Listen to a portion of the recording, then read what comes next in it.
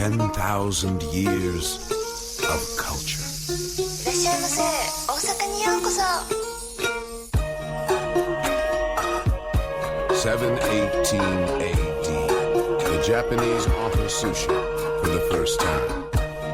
1800 AD, the Japanese create modern sushi.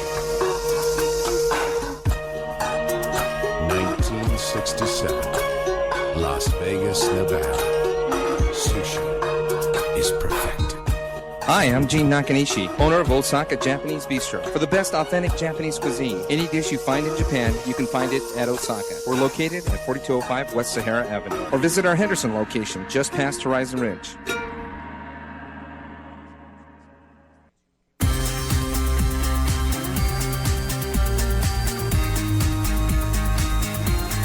Find the cure for Geritol Radio right here in Las Vegas. The Sex and Money Show takes on cutting-edge topics, has the most interesting guests, and pursues timely topics. The Sex and Money Show, perfect for Las Vegas and the world. Join Len Connell for The Sex and Money Show. Every weekday at high noon. The Sex and Money Show. I'll come up sometimes. See me. It's 12 o'clock, Las Vegas. Time for Sex and Money with Len Connell, Legal Eagle Miller, and Dr. Maurice Gregory, Dr. G. Good afternoon, Las Vegas. Big Magic Al Jensen coming to you from the Sex and Money Studios at KLAV AM 1230 right here in Las Vegas. Sitting in for Len Connell today, my co-host, Legal Eagle Miller. Miller, good to have you here today. Hey, I didn't know if I was actually going to make it here after yesterday's wins. It got a little breezy, didn't it? Got a little more than enough. I had a big sign fly right in front of my car. Really? That just, it snapped in half. One of those like real estate signs, Yeah. you know, with the big 2x4s bolted together where they're trying to advertise their new homes going up. Mm-hmm. Driving down the street, and it just snapped and flew right in front of me. So I was like, whoa. That Wow. was a close one. So I almost didn't make it. I don't know. I would have been calling this show in from Summerlin Hospital. What part of town do you live in? I'm on both the Lake Las Vegas side and the Summerlin side, and this happened on the Summerlin side. Yeah? Yeah. So it was like, wow. And right up by the hills, you know, and so it was just really windy. Yeah, up in the northwest part of town. I Yes. live in the Centennial area. Okay, yes. Just off of Cheyenne and the 215, that I know general exactly. vicinity. Yep. And we had gusts of like 55, 60 miles an hour. Yes. Awfully doggone breezy. I wouldn't have wanted to be in a truck or one of those SUVs or RV or something at the time because my car, which is low to the ground, was just swaying. Oh, yeah. I couldn't even keep it straight. Yep. I could not hold my cigar and drive at the same time. I literally What, had to you stop. couldn't? I couldn't. I mean, I literally had to put my cigar down. It was crazy. Amazing. Now, we really can't complain too much, though, because I've got friends in Atlanta. I had a buddy in Atlanta whose wife was a school teacher, and she lives 12 miles from her school. She could not make it home from school the other night. She ended up staying at a hotel, at a motel, a truck stop hotel along the way, because she could only get like 4 miles in like 10 hours. Oh my goodness! Yeah, people were all across that area. There's schools, you know, and what was it like? Home Depot allowed like a city to pretty much everybody that was stranded to stay in their department store or whatever the store is, which was nice of them. And you know, I'm sure they got some extra advertising and people were buying some stuff. But it's tough. I memean, people in the Midwest, the East Coast, the South, they are not going to feel sorry for us having a little bit of breeze. Yeah, we got sprinkled. You know, because I actually had to wear a sweater today. I've got my raincoat and it's sprinkling, and I'm just mad because now it's raining just enough to mess up the car. It's not even raining where it's like really pouring where you're like, well, at least I can get it rinsed off a bit and then it stops. I like it when we have a real downpouring and then it stops and gets really sunny, and I just wipe it off. But it will rain. You know why? I got my car washed yesterday. See, it's your fault. Yeah, I took it in for service. And I said, do a car wash while you're at it. Yep, and that's it. So that's it. So it's your fault. You're the reason we're getting it. I'll take full responsibility, but not the blame. I wanted to just go ahead and have a downpouring and then stop, and we can have a good weekend. But it looks like the weather was saying that we're not supposed to have any more rain after today. Yeah, today is the last day of any kind of bad weather, and if you want to call this bad weather, right? We're going to get back to decent conditions. Those reporters on the East they're going, boo-hoo, Las Vegas. Yeah. Bad We weather. feel so we feel sorry so bad for you. Yeah. We're supposed to have some actually record-breaking highs for the end of January. Well, we right? actually For have. beginning We of actually February. have had record highs. We're actually going to be cooler than normal. We're going to be in the upper 50s to the mid 50s for the next 5 to 10 days. So I mean, it's not like we're going to be warm, but compared to the Midwest and the East, mid 50s, that's not bad for 1st of February. Yes, that's good stuff. So I'm not complaining. I won't complain. I'm just not liking the fact that my car got messed up because of you.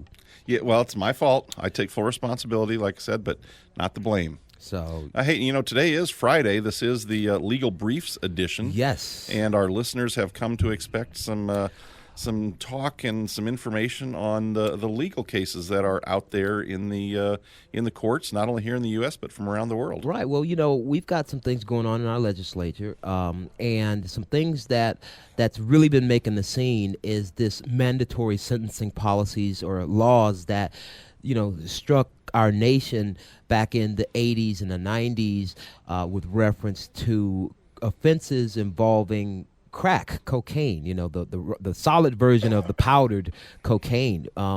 And just to let the listeners know, and you can Wikipedia this, you can go to Black's Law or anything.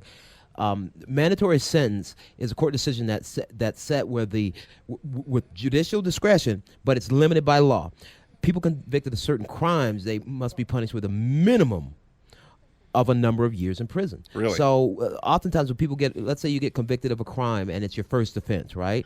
A lot of times you'll get that conviction, it's your first offense, and they'll say, okay, time served. You may have spent 3 days waiting for your hearing or your trial in jail because you did something over the weekend. And then they'll say, this is your first offense. We'll give it time served, but we'll put you on probation for a year or 2 years, let you out. You don't have to do any prison time, but you better not get in trouble during that period of time. And, but mandatory sentencing is where it doesn't matter if it's your first offense or your 10th offense. The minimum that you have to do if you're found guilty would be a number of years, maybe 1 year, 2 years, whatever, in the prison system. And they initiated this, and it was more prevalent when it came to drug offenses involving crack cocaine, okay, the solid form of it. And so the problem we've had is that over the decades, the last couple of decades, we've seen an influx of prisoners in prison for minor, nonviolent offenses for a number of years, and it could even be their first offense, and they're getting a year in prison just because their crime that they were arrested and charged with and then found guilty on involved possession, use, or sale of the controlled substance crack cocaine. That clogs up the system. That's been clogging up our system for years with these first-time offenders not having a chance to be rehabilitated or go to counseling or anything like that. It was required for the judges. Judges have a lot of discretion, but when it's legislative and it's mandatory, they don't have any discretion. The only discretion they have is if it says a mandatory 1 year to 5, they can't say, okay, you're guilty, I'm going to give you 3 years probation, don't get in trouble again, is what they do with a lot of things if it's your first offense. In this instance, they would have to say, okay, you were found guilty, I have to give you at least 1 year, regardless of how their feelings are. So that's clogged up the system. Well, just as recently as this week, Senate committee, the Senate has voted 13-5. The Senate Judiciary Committee voted 13-5 yesterday to slash the mandatory minimum sentences for many of these nonviolent drug offenses and to make retroactive a 2010 law reducing the sentences for possession of crack cocaine. Now, what that means is that when this is effective, when this takes effect, this will affect roughly about that immediately we know about 7,000 low-level nonviolent offenders that are in prison just because they had to do time under these mandatory sentencing laws. Amnesty and things like that. A lot of people are going to get out. A lot of people will be able to go back and refile appeals or refile requests for review and then get out of jail. Hopefully there's conditions such as counseling and maybe whatever the case may be, and I'm pretty sure when they do get out they will still have probationary periods. They're not just going to get out and say, oh, you're released now. But I actually support it. I support it, but what I don't support is the spin that the bill was created, these mandatory sentencing laws were created as a disparity between the possession of crack cocaine predominantly used by African Americans and similar amounts of heroin used by non-African Americans. So the general public out there says, well, they created these laws because they knew that mostly only black people, did crack, the hard form of the cocaine, whereas Caucasians and other nationalities more affluent or seen to be more affluent were traditionally seen or used the powdered substance. So I don't think anybody sit back in a room one day and say, let's just make these mandatory sentences because we want a bunch of black people in prison. You could infer that and they could be spun that way. But the people who create these laws, the people who vote on them specifically, maybe not those who initiate them, but the people who vote on them, our legislators, let's face it, people, our legislators are people that were car salesmen. They were barbers. These are not people that have careers in law and specifically in drugs or paraphernalia to even know who's using what kind of drugs out there. They see a bill, they read up on it, they vote on it, yes or no. But this is a good thing in my opinion. I support this good review. So that should get rid of some of the clogs in our prison systems, and it's going to create an influx of a lot of people going to counseling and rehab. So if any of you are out there thinking of going to one of those trade schools, get ready to go into the psychological side. Become a rehabilitation counselor. Huh? Yeah, become a rehabilitation counselor. Because when people start getting released, they're not going to just be cut loose. They're going to be cut loose under provisions that they go to counseling, they go to rehab, they stay out of trouble, and they're going to have to check in. So it's not too late for me to go to school and become a rehab counselor? Not too late. I don't know how long it takes, but I know a lot of those vocational trade schools and things of that nature, it's not like they're 4-year institutions. Right. So, yeah. Well, listen, along that line, I mean, you certainly are well educated on the laws and all those kind of things. You noticed I was kind of quiet because I really have no clue what how a bill goes through and becomes law and all the investigation that they do. I mean, I know there's people who testify and they bring this information to Capitol Hill. And the lowest level of government that most people will even barely tolerate is usually city council meetings. I mean, if you want to have an idea of how these things go through, the same thing in legislation up in D.C. happens right downtown with Mayor Goodman, where you turn to what is it, like Channel 2 or Channel 3, and you see the Las Vegas City Council meetings. Right. It's boring as all get out. Yes, it is. It's just, people think it's a glamorous thing. It's a glamorous thing to hold the title maybe. But listen, trust me, I've sat in those 8-hour committee meetings. I've sat in those city hall meetings 20 years ago and up until now. They are boring, and you sit there until your topic comes up. Your topic gives you 2 minutes, 3 minutes, and then everybody else's take 2-3 minutes, but you're sitting there for hours waiting for yours to come up. Yeah. And you don't know when it's going to come up, so you got to be there all day. Yeah.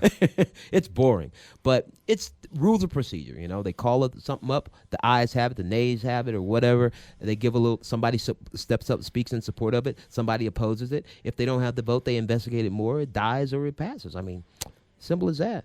Okay. That's good to know. We can pass some outrageous laws that you would not believe. Now, these sentencing guidelines that you're talking about, you're apparently talking about on the federal level. So yes. These would be federal charges. Well, but they're also local. See, the federal government does this little tricky thing with the states. Even though the states are somewhat autonomous to the federal government because every state has its own state laws, right? They can't supersede any federal law. So if the federal law places a federal minimum on something, and that's the argument that's going on with like marijuana laws, different states are voting to say we can make it legal in our state. Yet the federal government says, it's just not legal. We're not authorizing medical marijuana use. And so states can come in and actually arrest officials. I mean, the federal government can actually come in and arrest officials in the state government offices for being involved in it or being around it. It's just a matter of whether we get whether we get an administration that will enforce those federal laws. Right. So wow, that's a pretty complex issue, and I've got some lawsuits I want to talk to you about. I found a list of some lawsuits that have been filed over the last year, and I want to get into some of these and get your take on them. These are going to be fun. We have to go to our first break here, so please stick with us. You're listening to the Legal Briefs edition of the Sex and Money Show with Big Magic Al Jensen and Legal Eagle Miller. We'll be back after these brief messages.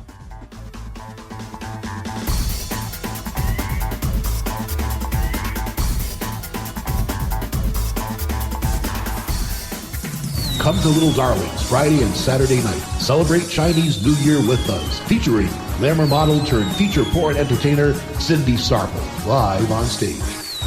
Come to Little Darlings, 1514 Western Avenue, corner of Western and Oakey, 2 blocks south of the Stratosphere. Call 702-366-1141 or visit us online at www.littledarlingsvegas.com. Julia Sarah Boutique for the best in upscale fashions at affordable prices. Choose from a wide selection of dresses, gowns, jackets, boots, shoes, and more. Ladies and gentlemen's fashions available. Whatever your personal style, Julia Sarah Boutique has everything you need to look your best. Call 888-449-5841 or like us on Facebook for special promotions and invitations. I'm Manhattan Miller, and I'm what happens in Vegas. From Paris to London, New York to Las Vegas, whether I'm out on the town or at home with your significant other, 2 things are for sure. I'm old school Vegas, and I always drink Frankovich Manhattans, handcrafted in micro batches by Frankovich Distillers, Reno, Nevada. Enjoy Frankovich Manhattan cocktails responsibly. Available now at select Costco, Total Wine, and Walmart stores. At Your Service Cleaning Services is a family-owned business. Providing you the best in punctual, thorough, and respectful residential and commercial cleaning services. Our staff is uniformed, licensed, and bonded. We are able to provide rush services, and we supply all cleaning materials and equipment. Call 888-449-5841. That's 888-449-5841.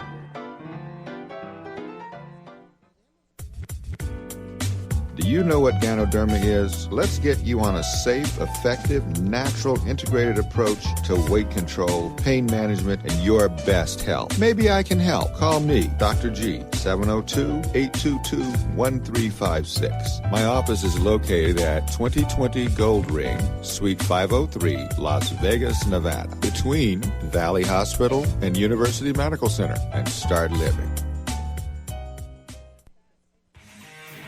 And now, your sexy traffic report on the Sex and Money Show. This is your Sex and Money Show traffic report for today, January 31st, 2014. We have road construction on St. Rose Parkway, both eastbound and westbound at Eastern Avenue. Henderson Road construction on US 95, both northbound and southbound at Sunset Road. We have road construction and lane restrictions on the I-15, both north and southbound between St. Rose Parkway and Silverado Ranch. We have an accident on Charleston Boulevard at Grand Central Parkway. And the Northern Beltway, we have slow traffic on the 215 northbound between Jones and Decatur. And finally, we have some more congestion, slow traffic on the 215 northbound between Lone Mountain Road and Ann Road. That is your Sex and Money Show traffic. Hi, I'm Gene Nakanishi, owner of Osaka Japanese Bistro. For the best authentic Japanese cuisine, we are the first authentic Japanese bistro established in 1967. Enjoy a fine evening of jazz at Osaka Japanese Bistro's Henderson location, featuring the Naked Fish Band, offering 3 fine dining experiences, choosing from the sushi bar, the teppanyaki grill, and traditional tatami rooms, all at the same location. Any dish you find in Japan, you can find it at Osaka. We are located at 10920 Southeastern Avenue, just past Horizon Ridge. Or visit our original location on West Sahara next to the Statue of Liberty.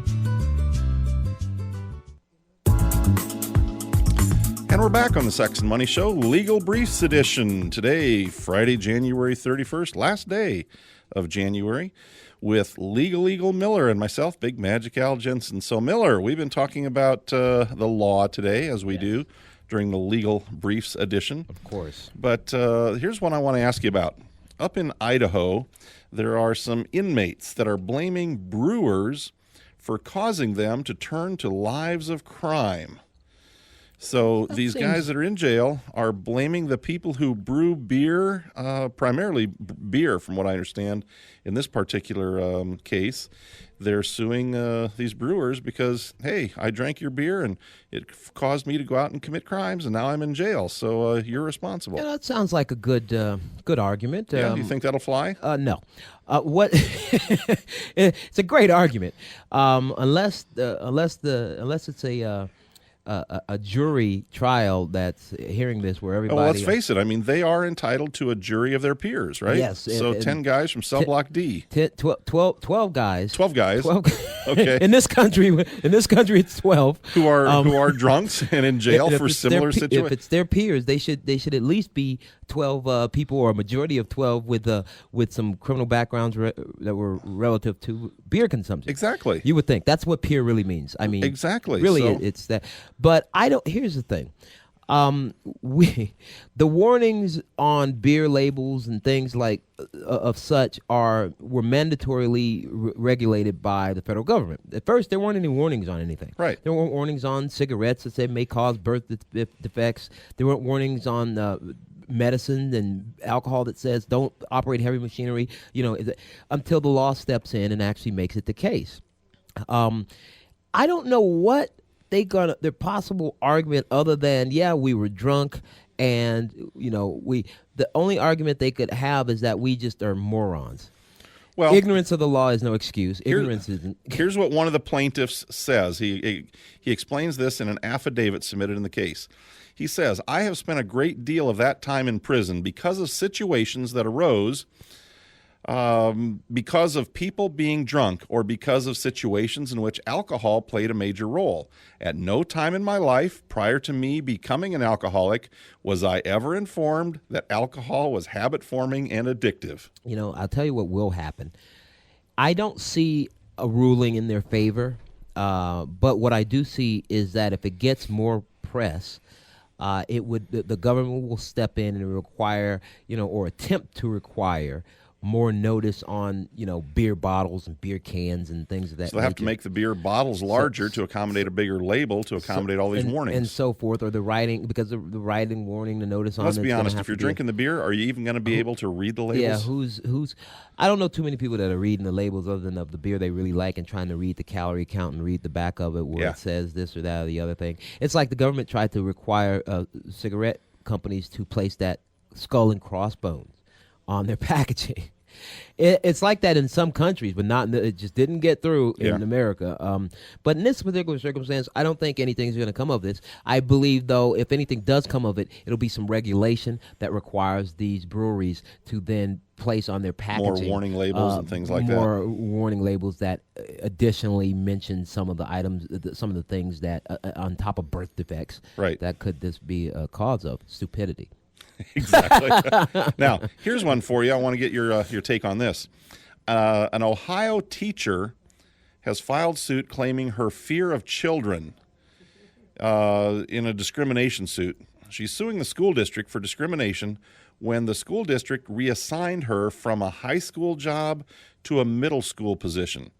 The teacher says that she suffers from pedophobia, an extreme fear or anxiety of young children, and she had to resign when she started working with younger students. Now, this might actually have some legs. What? I'll tell you. The reason I think is because there's two things to consider in this one.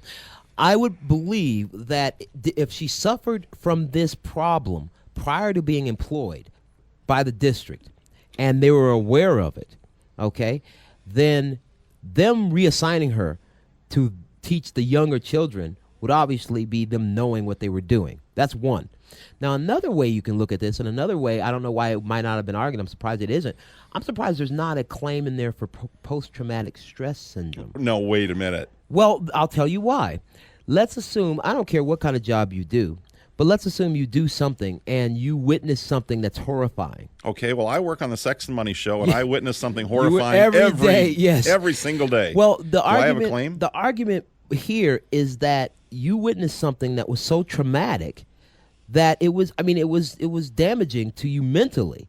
which could affect you physically even, and definitely emotionally. So, the argument here could also be that maybe something happened, or that because of her fear of this age group of children, and especially if they knew that she had it, she suffered a traumatic situation when she was placed in that situation that traumatized her. And now, after the fact, hence the term post-traumatic, after the fact, she's just unwound. So I don't know what exactly they're going to be arguing in this particular matter, but believe it or not, it could have some legs to get somewhere, depending on what the district knew prior to placing her in that circumstance. Wow. If I'm working here at the Sex and Money Show, and the Sex and Money Show knows that I have an extreme fear of spiders or something, I don't know, whatever it might be, and they make it a condition of my contract or my employment, or it wouldn't so much work as a contract because I have more say in that, but let's say I need my job and they reassign me to only report on arachnophobia. I mean, might be a problem. And they say, well, if you don't report on it, you can get terminated because you're not doing what your employer requires you to do. Sure, you're not fulfilling your job requirements. Well, it would be so. I would file a lawsuit in a heartbeat. And I'd say, hey, wait a minute, I'm afraid of spiders. They knew I was afraid of spiders, and to get me to quit or to get me fired, they assigned me this project. You see, so it's along the same lines. There's, those are the kind of things that people don't take into consideration, though. But there's many ways that because of how the laws are written, you try and, if you fire somebody, you're going to take a ding on your unemployment insurance, right? So you'd rather them quit, because if they quit, it can't apply for unemployment. So there's all these you never know what they were trying to do here. Maybe they were trying to get her to quit, and then she spun it on there. Could be. Who knows? Now, how about New Jersey? Here's another one, another school district situation. His student was kicked off of a school track team for absences. Apparently had too many absences from track. And his dad sues the county for $40 million. Now, there's no question that Irvin Mears wants the best for his son, but the issue is that he also thinks the track team at his son's school failed to provide those necessary conditions, which is a violation that he considers to be worth about $40 million.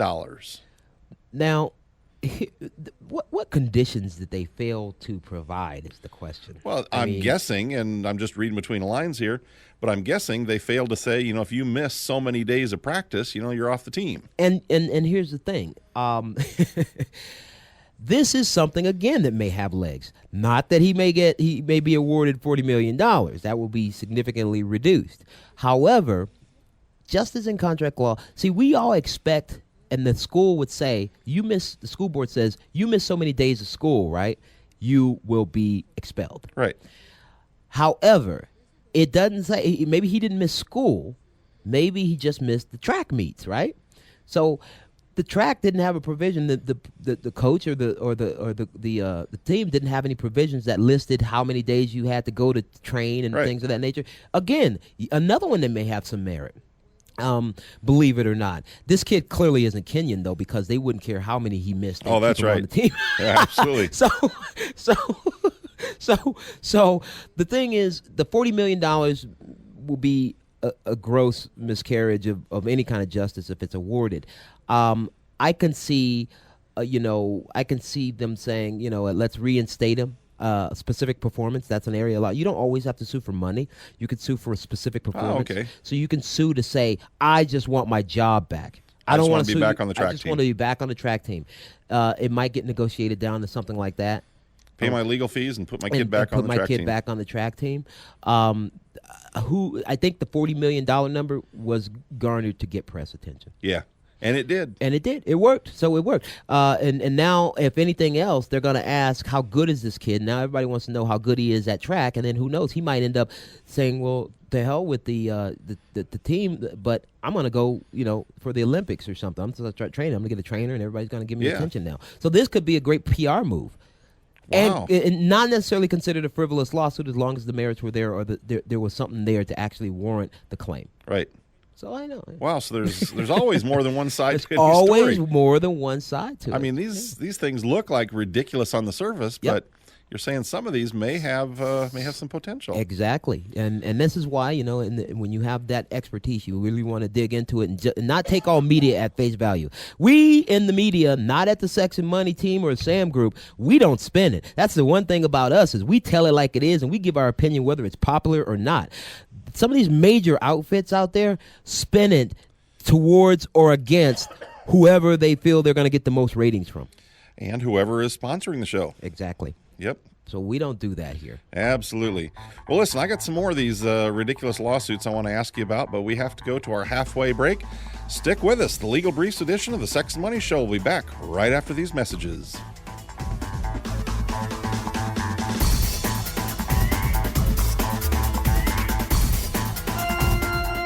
He proposed.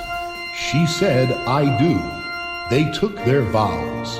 They exchanged rings in the chapel to live happily ever after. But how well do you really know your spouse? Well, Las Vegas, the honeymoon's over. Come to Little Darling's Gentlemen's Club, Valentine's Day, February the 14th, for the Naughty Newlywed Game. See open-minded couples compete for a chance to win $1,000 in cash prizes. Don't let this one slip by. Come to Little Darlings, 1514 Western Avenue, corner of Western and Oakey, 2 blocks south of the Stratosphere.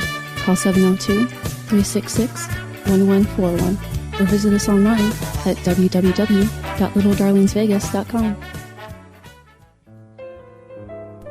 I'm Manhattan Miller, and I'm what happens in Vegas. From Paris to London, New York to Las Vegas, whether I'm out on the town or at home with your significant other, 2 things are for sure. I'm old school Vegas, and I always drink Frankovich Manhattans, handcrafted in micro batches by Frankovich Distillers, Reno, Nevada. Enjoy Frankovich Manhattan cocktails responsibly. Available now at select Costco, Total Wine, and Walmart stores.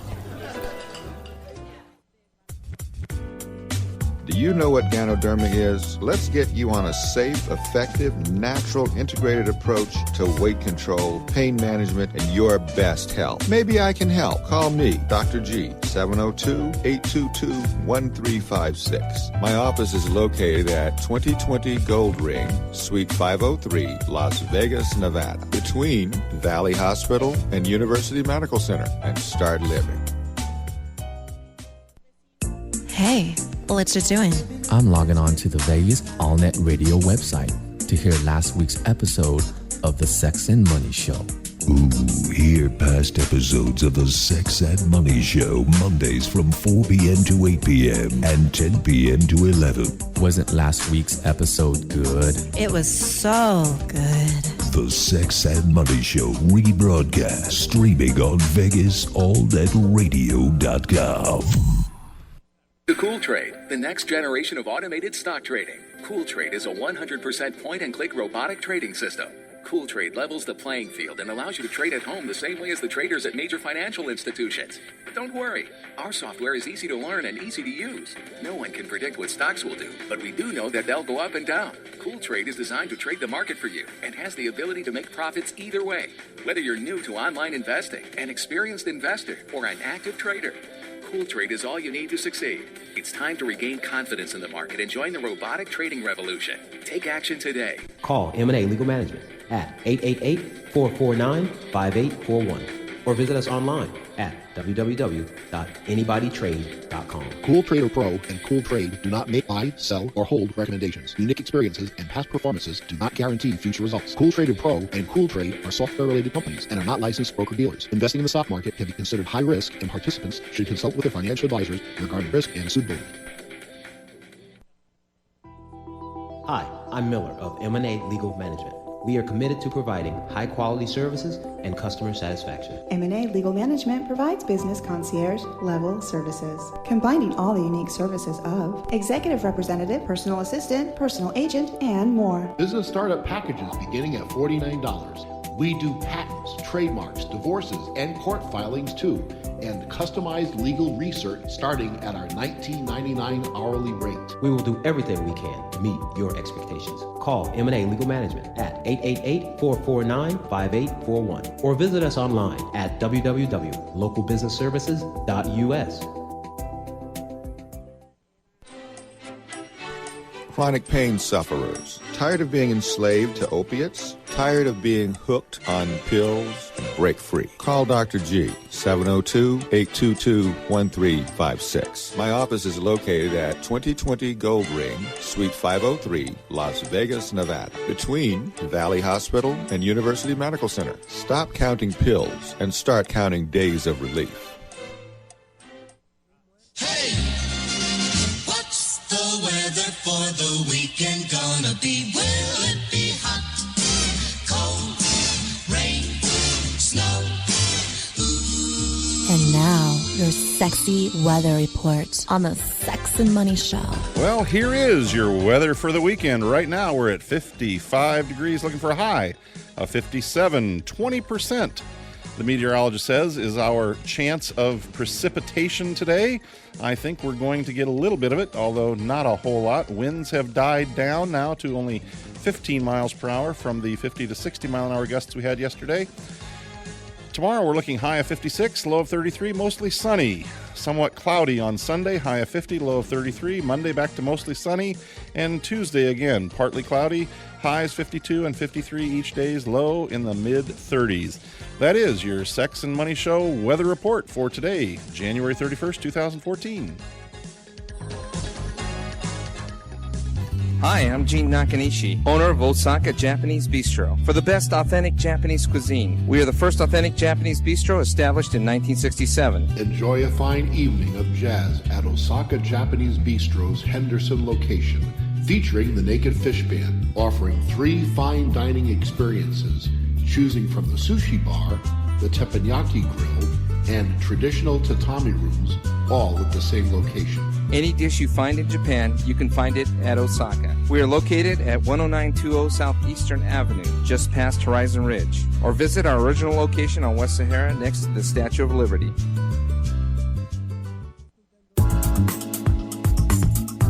And we're back on the Legal Briefs edition of the Sex and Money Show today, Friday, January 31st, last day in January. Big Magic Al Jensen here, your host, and Legal Eagle Miller, my co-host and legal specialist. Now, Miller, we've been talking about some people who've filed lawsuits that maybe don't make a whole lot of sense on the surface, but in some cases you're suggesting that there might be some legal precedents and might have some legs to some of these lawsuits. Is that right? Them, yes, some of them I'm looking at. All right. Now, one that I'm looking at is a woman is suing over severe and permanent injuries that she sustained, yet she was still able to compete in a half marathon.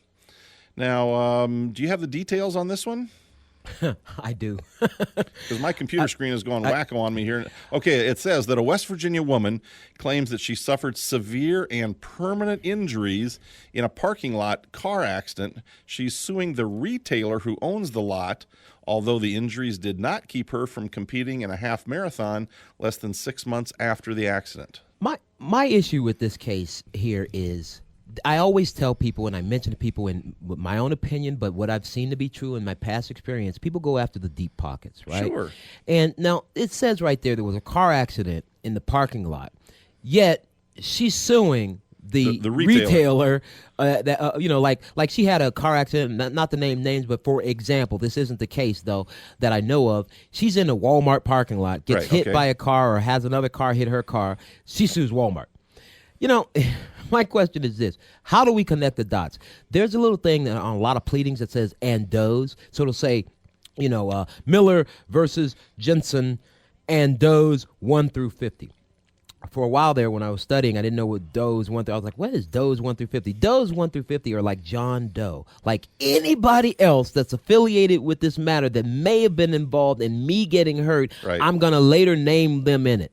So I'm thinking that maybe she had this accident in the parking lot, and the only way you could link the retailer to the suit would be to say that the reason we had the accident was because, let's say, the lines weren't clear, they didn't have it roped off appropriately, their cones directed traffic in a way into oncoming traffic, something that the retailer erred. Otherwise, the retailer would try and throw this out on a summary judgment. They say, hey, we're requesting to get this thrown out. We have nothing to do with this case. But getting to the whole ridiculous lawsuit, because that's a whole nother part, I think, the ridiculous lawsuit that nobody has seemed to mention here. The other part is, we remember back in the day, you used to see the shows where people would have all these injuries and they'd be laid off from work. They couldn't work, so they'd be getting these checks for disability. And then it became prevalent. They'd get the private investigator out there, and the guy who would come into the meetings he'd have the back brace and his neck be all jacked up, and he'd have a walker. And yesterday he was carrying a keg of beer he's carrying to a keg of beer to a picnic and climbing up a ladder, fixing his roof because he's not working. And then they show that video, and then he's like, hey, either we get you for a fraud, and you possibly do some time, or you dismiss your claim for disability. Claim dismissed. And this is what I think the difference here is. This is not a claim, or at least not yet, or at least that I know of, because otherwise she's going to dismiss this matter. She probably doesn't have a claim on the insurance, but even if she does, and the odds are she does because it was an automobile accident, I'm pretty sure it's been filed with an insurance company. She's claimed these disabilities. What her disabilities could possibly be that would also allow her to complete a half marathon, I don't know. I see that this matter is going to disappear in the public eye, and we're not going to hear too much of it anymore because it's going to get settled. And when I say it's going to get settled for actual damages, meaning whatever the damages to her car were, and that's it. Yeah. But okay, now let me play devil's advocate here. So she claims that she has permanent, injuries that have disabled her. Let's just say she hit her head on the mirror in the car and it caused partial blindness in one eye or something like that. And maybe she has recurring headaches, something to that effect. You could still compete in a half marathon, with only vision. But you've got to be careful. Because I'm undergoing this right now. I mean, I had a head injury last month that every now and then incapacitates me. But nevertheless, you got to be careful. You see, in this particular circumstance, even if that was the case where she had headaches and maybe she can't see in one eye or something like that, but she could still compete. If she been deemed by a medical professional to be disabled or to have severe these severe and permanent injuries, or is it just in the complaint or in the the brief that her counsel wrote up? Right. So it depends on where it's coming from and what they are. Okay. And she could also say, well, you know what? Before I did it, I took a fistful of oxycodone and I didn't feel a thing. But now I'm laid up and I can't move for a week. But I think people who run marathons are usually laid up after them anyway, regardless of whether or not they had severe permanent injuries prior to. Right. I still think this one's going to disappear. Yeah. There's going to be a quiet little settlement. It may be just for her damages, for her medical bills. They may give her a little pittance just to sign the settlement and release and be done, especially after this breaks. Now, I've got another one here that I've been dying to ask you about. This one comes out of New Jersey. A New Jersey man who says that he eats approximately one Subway footlong sandwich each week, so about 50 or so a year. He's suing Subway sandwich shops, alleging that the sandwiches are not a foot long, they're only 11 inches long. And there's a twist to that, but first I want to get your feedback or your idea on the 1-inch discrepancy between a 12-inch foot-long sandwich and an 11-inch sandwich that they advertise as being a foot long. So is there any merit there? Here's the thing. Again, there is merit. There's merit. But also, there's a little license in advertising as well. We've got the best cars in the world. We've got the best subs in the world. The coldest beer. There's a little license given. In this circumstance, I'm going to play devil's advocate, and I'm going to say the bread shrunk. You see, when you get the bread, if it was an inch, you can advertise it was an inch. If it was 12 inches, you can before advertise cooking, it was 12 inches. Because before it's baked, the quarter pounder is a quarter pound of meat before cooking. Before it's cooked. Yeah, so the bread could have been 12 inches before it was baked. Okay. Before it, or even it was 12 inches as it sat there waiting for the consumers to get it and lost a little of its girth or whatever the case may be. Yeah. There's plenty. That's devil's advocate right Sure. there. But if it starts out and if it's discovered that it started out at 11, there's going to be a little bit of a settlement. Sure. I would not have advised my client, had that have been my client if it were, to go with a class action. Only because class actions usually, unless it's something that's really against public policy, where it's really going to endanger the general public if it's not fixed and we got to let everybody know about it, and this won't, it's only going to enrich the lawyer. Now, that was going to be my point. Now, this guy eats 50 Subway sandwiches a year, all right, at, let's just say $5, $250 he spends at Subway each year. And if they short him 8% in each of the sandwiches, which is approximately 1 inch out of 12, so 8% of $250, I mean, $20, plus the lawyer charges, so $500 worth of damages. But the lawyer here is seeking class action status. He's going to make $40 million off this thing. Exactly. And everybody else will get a check for like $45 or $1.50. That just irritates me. Hey, we've got more to talk about on the Legal Briefs edition here of the Sex and Money Show. Stick with us. We'll be back right after these messages.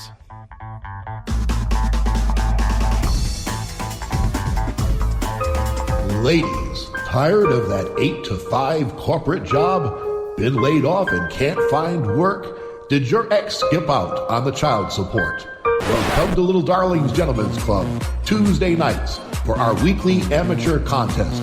Audition in your birthday suit for a rewarding career as a professional apparel remover and a chance to win $500 in cash prizes. Must be 18 and up. Don't let this one slip by.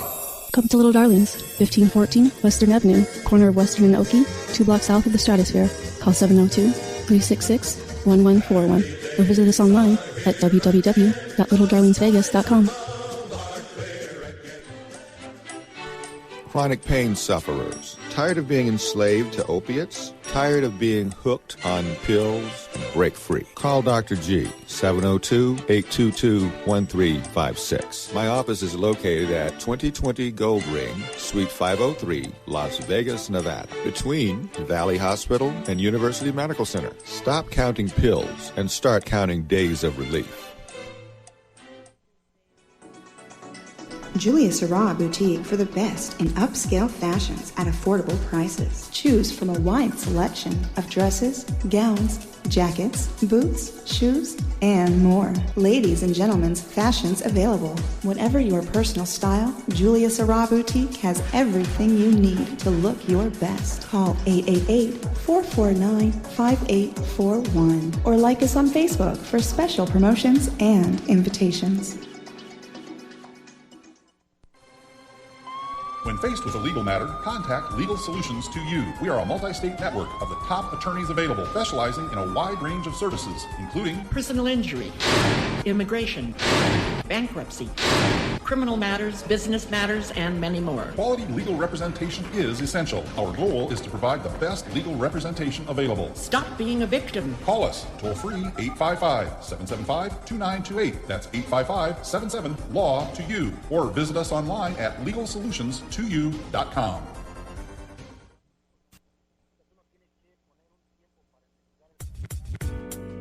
Do you know what Ganoderma is? Let's get you on a safe, effective, natural, integrated approach to weight control, pain management, and your best health. Maybe I can help. Call me, Dr. G, 702-822-1356. My office is located at 2020 Gold Ring, Suite 503, Las Vegas, Nevada, between Valley Hospital and University Medical Center, and start living.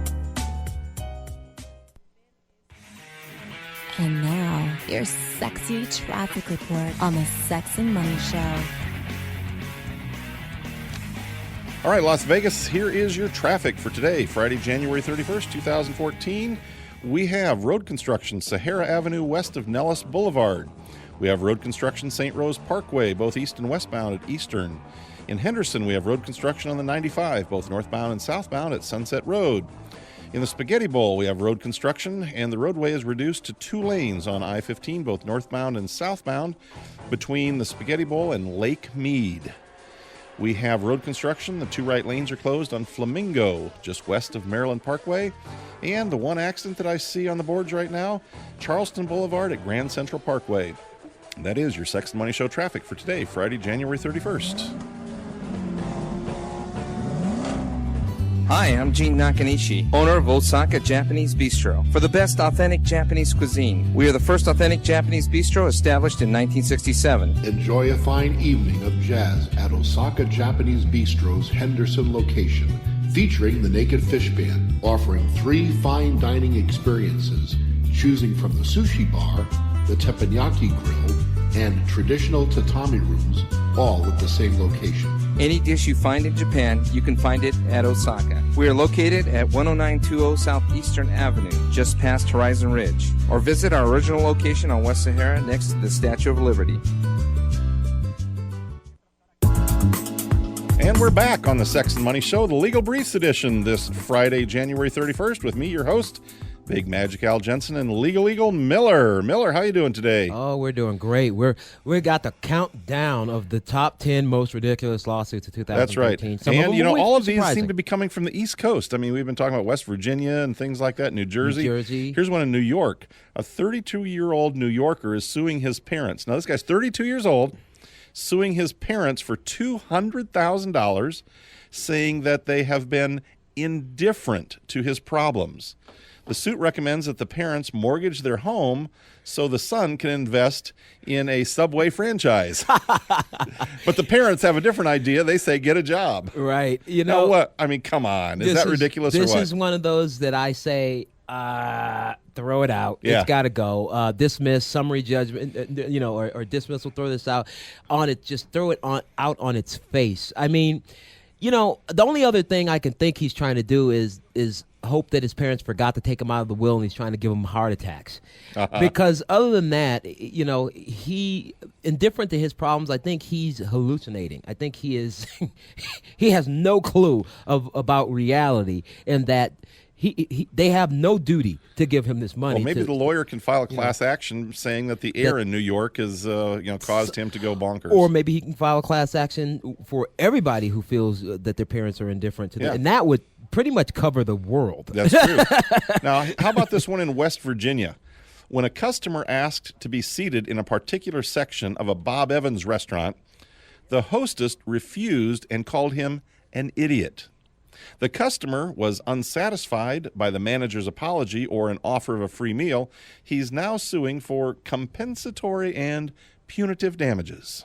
Well, here's the thing. This is another one of those, sorry, freedom of speech. Have you ever eaten at a Bob Evans, by the way? I don't even know what a Bob Evans is. Yeah, okay. Well, it makes... sandwiches? What do they make? No, it's kind of like a Denny's. It's kind of like a Denny's. Kind of like a Denny's. Yeah, I've never eaten at a Bob Evans. I think it's, what is it, an East Coast thing probably? Yeah, exactly. Probably like an East Coast thing. So, no, I haven't eaten there. This is one of those situations where you're like, you know what? You can call anybody anything you want to, wherever you want to. Maybe she gets fired or whatever the case is. But here's the thing. Unless, now there's a catch to it, a twist. Let's say he's sitting in a meeting with clients or potential clients, and he gets that call. He's called that. He loses the deal because of that. That's another story. That's another story. Now there's one, we're running short on time here. There's one more I definitely want to get out here today from Tennessee. A man who says he became addicted to pornography after accidentally visiting an adult website is suing Apple for not blocking them. You know what? I actually think that's going to have a little leg. Oh, get out of here. I think that's going to have some legs. I'll tell you why. How many of us, see, here's the benefit about having a jury, okay?